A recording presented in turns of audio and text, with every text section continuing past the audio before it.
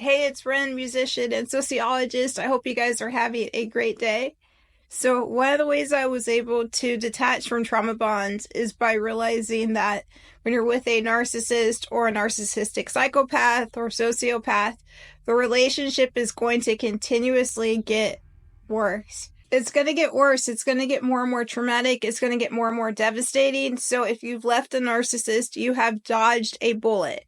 A major bullet. There are a lot of examples. I just want to go through one or two right now. So there is this one narcissist that I knew a long time ago. This is like 2008 probably. And he had a pattern of, he would go around and try to get young women pregnant. So he was in his 40s. He lied about his age and said he was in his 30s. And and just a backstory, the guy, he looked like Vin Diesel. He was biracial, he had green eyes, had good money, he had a stable job, he owned a nice house, he drove a nice car, he wore really nice clothes, and was extremely arrogant and cocky. But one of the things that he would do is go around and try to get young women pregnant, like 19-year-old girls, something like that.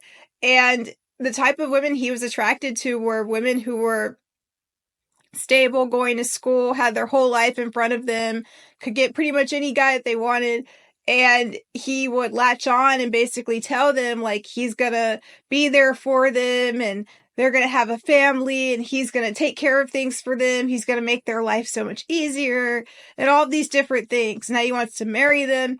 And what he would do specifically is seek these women out so he could get them pregnant, and now they're tied with him, and now he's their best option. If he could do that, he would go back and forth between the different women. And mind you, this guy was already married on top of this. But he came up with this sob story about how his wife was like terminally ill and this and that, and she was in the hospital just this crazy weird thing. He would go through and tell these girls this stuff, and if he could get them pregnant or get them to fall in love with him or whatever, he now basically had them for life. Like, he now had them for like the next 20 years or so, and would come around when he wanted to, and specifically was doing this to use them as a sexual option. So now they're dependent on him for financial support. They hope of being in that family with him one day. And on top of that, he can pretty much come in and out whenever he wants and have access to these women at all times. So meeting this person, so this guy, it was kind of funny,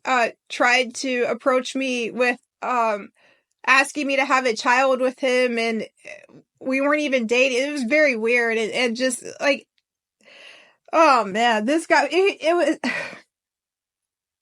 was actually quite comical to me at the time. I didn't know that much about narcissistic personality disorder at the time, but I was dealing with a relationship with a narcissistic psychopath, and I was in a trauma bond with that guy when I met this guy. And I thought it was funny because it was so obvious what he was doing and it was so clear, but it's not funny to the other women or girls who now have to deal with that guy for years and years to come. So the point is, the betrayal keeps getting worse and worse and worse. The second scenario was, there's this guy, he meets this beautiful movie star actress who's way out of his league, and she had everything, but she had always wanted a happy family and a happy home.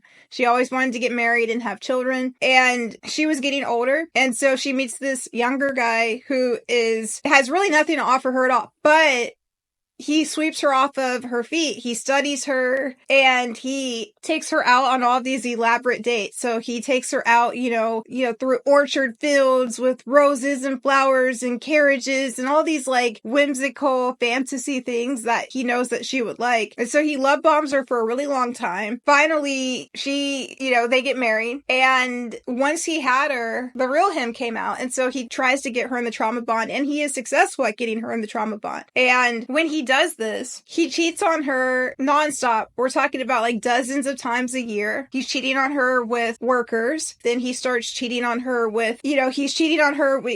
They have no discretion. He didn't care, I guess, at that point, if it was male, female, whatever. And they never end up having children. He ends up belittling her, degrading her, demeaning her, putting her through stress, putting her through drama, and it ends up taking 11 years of her life. At that point, she has no hopes of having children. She now is no longer doing the acting work that she was doing. She was placed into very derogatory work. She loses everything. She's devastated. And then guess what? He leaves and replaces her with someone who is younger and has all of these things that he can use against her. Oh, well, this one could still have children. This one could still, yeah, that's basically the gist of that. And that was it. And it was very devastating for her.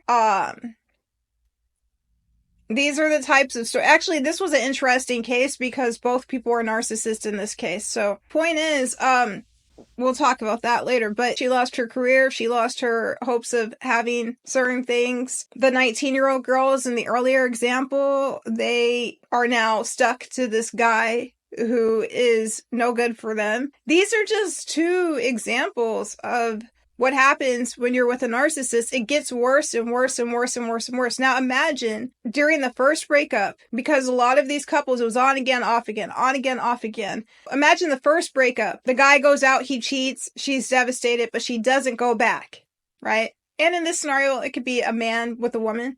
Imagine if he's hurt, he's heartbroken, if he just keeps in mind that, wait a minute, or she just keeps in mind, wait a minute, they got out after a few months, they got out after a year, something like that. They've dodged such a major bullet because we're talking about people that could have changed the entire course of their life. And if someone has already married a narcissist and they've been with them for a really long time, they'll take your 40s, your 50s, your 60s, they'll take your entire life. So the sooner you're away from them, the sooner you get back to having your own life again and happiness again. So those are the main two things. Time does heal all. The main two things are time and also knowing that if you are no longer with the narcissist, you have dodged a major bullet. You've basically saved your own life. I'll talk to you later. Have a great rest of the day. Please like and subscribe. Share out this video with someone who needs it. And thank you guys so much for hanging out. Talk to you soon.